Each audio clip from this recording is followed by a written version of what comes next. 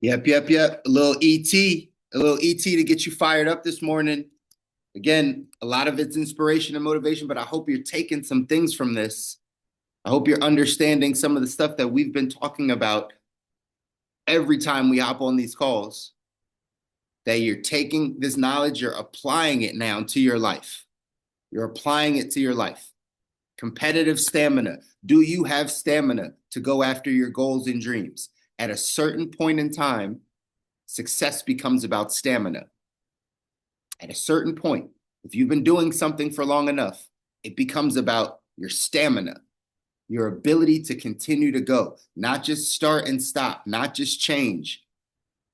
We just listened to Alex Hormozy on Friday, and he talked a little bit about that. He talked a little bit about that optimism, and then we get to that other level where it's like, man, things aren't good, and then we get to the bottom, to that valley, and then we just start something new. Oh, this didn't work, and then we go to something new. It's the same thing, that competitive stamina of just, I know it's going to be hard. You have to know it's going to be hard. You have to know it's going to get harder.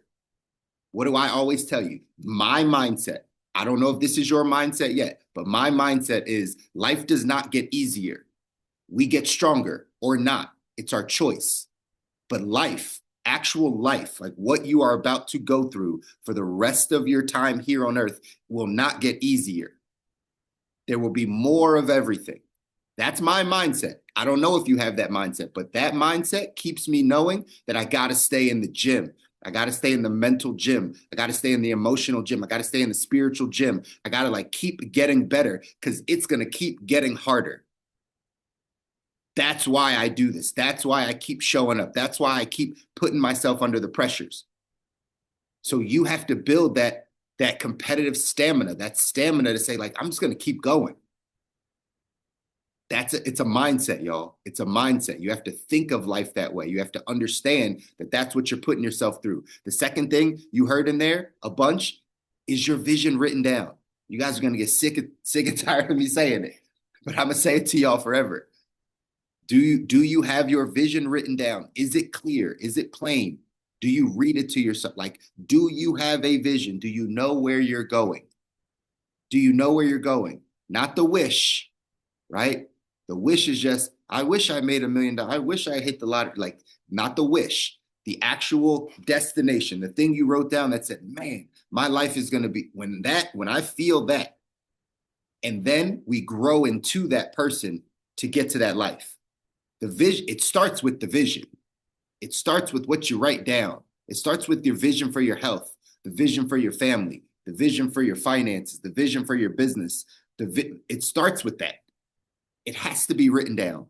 You've got to ingrain it in your brain.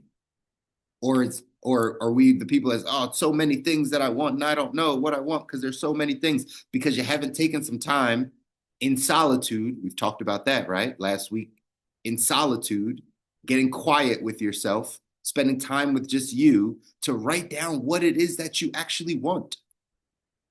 Because that'll give you the navigation tool. That'll give you the point where you say, okay, now I can get focused and start to build the capacity to get to that life.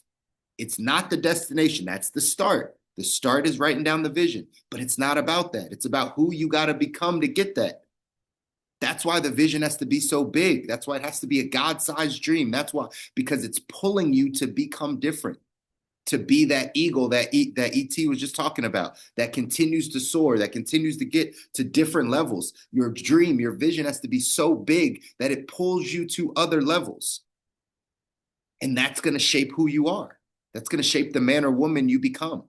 That's going to shape your integrity. That's going to shape your mindset. That's going to shape who you can be around, who you can't be around, what environments you need to be in, what environments you can't be in. The vision will shape all of that. If you don't have the vision, you'll do anything. You'll fall for anything. You'll go anywhere. You're trying to figure it out. Is your vision written down? We've heard these things over and over again, y'all. But are we applying what we know? In our text, 177 Mental Toughness Secrets, it says champions are bold and daring visionaries. It really is about your vision. It really is about what you see, what God has placed in your mind. I don't know your vision. You got to know your vision. And it's got to be big. if you're going to dream, you might as well dream big. It doesn't matter what age and stage you're at. There is more for you to be, to do, to have, to see. There is more. So you got to start envisioning it again. You got to be able to see it up here. I don't know what the world has done to limit your vision, where you think it's only going to be this environment that you see right here, or this circumstance that you're in, or that you've been in. That's all you see. We got to break those limiting beliefs. We got to get our minds back to dreaming, to thinking, to having a vision. Whatever you're building, it's got to be good for other people too. You got to think about your family. You got to think about the people you want to serve. You got to think about how you impact the world. Your vision is not just for you. I used to have a mentor. He would always say, like, a leader's vision has to be so big that other people's vision fits inside of it. Your vision as a leader has to be so big that other people's vision that you come across, their vision fits inside of your vision. Is that how big your vision is? Is that what you're striving towards? I hope so, ladies and gentlemen. I hope by us, my prayer and my prayer for you is that you have crafted a vision that is just so big it almost scares you. You have like no idea, like, how am I gonna, at this age, like, how am I gonna? I don't have those reasons. That's the vision, because now it's gonna force you, if you're serious about the vision, if it's not just what the world told you you should do, or what you heard, or what someone else has, if it's actually yours, it's going to pull you to becoming great. It's going to pull you to getting better. It's the way it works. Again, here's what it says in the text. It says, one of the most important habits of the great ones is the creation, nurturing, and ongoing psychological evolution of their life's vision. Generally speaking, the middle-class consciousness is more involved in assisting world-class performers in achieving their vision. Amateur performers are aware of what vision is, but don't believe in the concept or themselves enough to create and manifest their own visions. The middle-class consciousness needs the emotional support of other people to make their vision a reality. This is where the world-class breaks away from the pack. Isn't that what E.T. just talked about? Breaking away from the pack, being an eagle, soaring higher. Right? This is where the world class breaks away from the pack. The world class consciousness is so powerful, it needs little, if any, outside support to maintain motivation and direction towards its vision. The great ones have the confidence and clarity to go at it alone if necessary. That said, professional performers are the first group to build mentor and support teams. The difference lies in their mental strength and laser-like focus on their purpose and mission in life. Vision to amateurs is a company's statement on the first page of its annual report.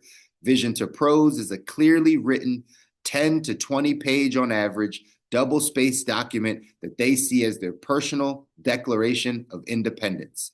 Let me say that one more time. Vision to pros is a clearly written 10 to 20 page on average double-spaced document that they see as their personal declaration of independence.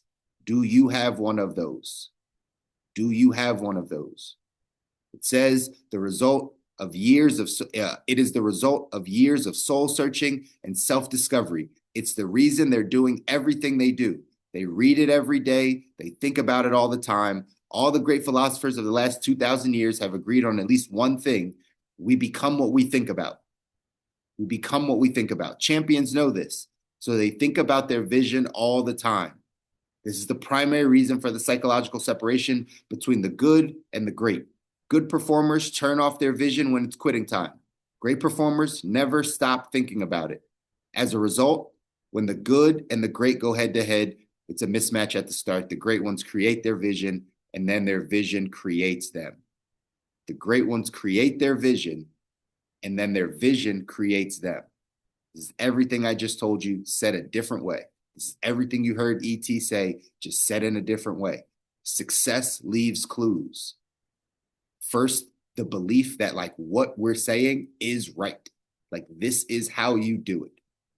I don't know what your family or what your peers or what you've seen on the internet to say how to do it, how to get to your vision, but like this is it.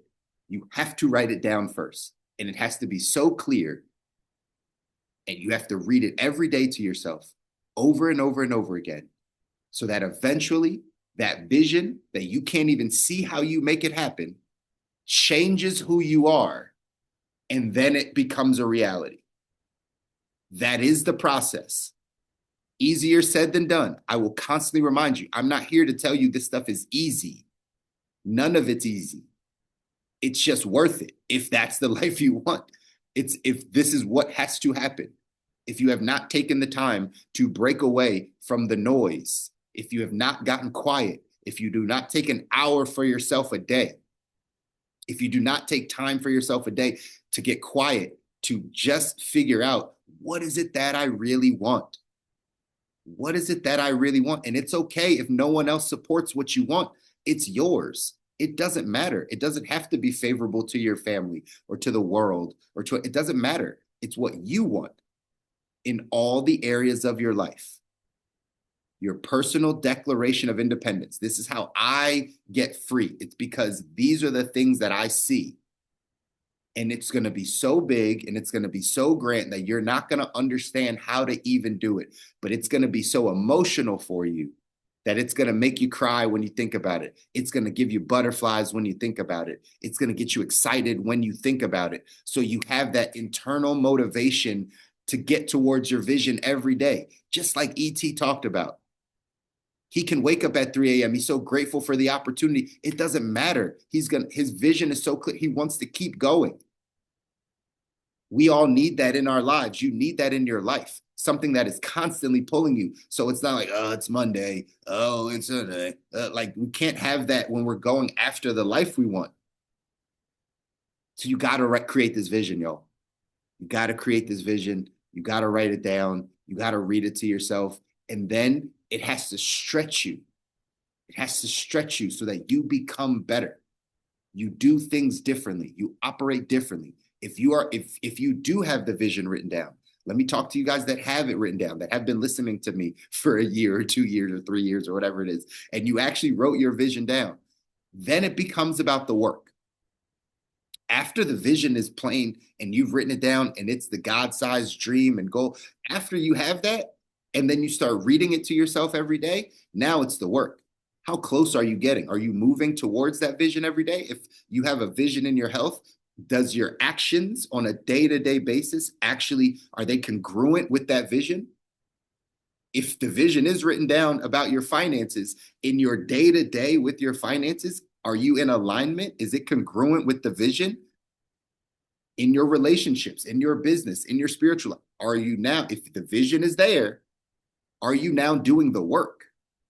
Is every day you're waking up excited, inspired, ready to go to chase that vision because you know it's growing your capacity? If not, then that's your work. Reading it to yourself every day, getting closer every day, doing the things on a daily basis. Your habits is what will start to take over. Your habits. So I don't know where you sit in your vision, but first and foremost, you need the vision. First and foremost, the vision's got to be there. This quote says, vision, it reaches beyond the thing that is into the conception of what can be. Imagination gives you the picture. Vision gives you the impulse to make the picture your own. So if the vision's not there, we got to start there. If you've already done the work to know exactly what it is that you want to make happen in your life, then you have to evaluate, am I doing the work? Every day, am I doing the work? What did I start this call out with? Did you do something that pushed you towards your vision this weekend? Or was it the weekend? Was it the time to relax? Was it the time to just settle, comfort, get in it, right? Like, if you're not in alignment, if you're not congruent with what your vision is, that becomes your work also, ladies and gentlemen. The action step for today says, make a commitment to create your ultimate vision for your life in the next 30 days. What is this going to take? This is going to take you getting quiet, getting alone, taking time for yourself, right? That's how you build the stamina. You got to rejuvenate, recharge yourself. It's not by doing all the things you've been doing and taking all the the inputs that you've been taking in. You got to get quiet. So again, in the next 30 days, create the ultimate vision for your life. It has all the areas. Again, it's not just about what you want to do for work. That's a very small part of your vision. But yes, business and career, but then family and friends. money and finances, recreation and fun. What do you want to go see? What do you want to go do? What's going to be so fun for you that, man, I can't wait till I get to go to Dubai, to see Bali, like whatever those things are, the recreation, the fun side. What about in your health, your diet, your exercise? What about in your faith and spirituality? What about your social, cultural needs or wants? And what about in your personal development?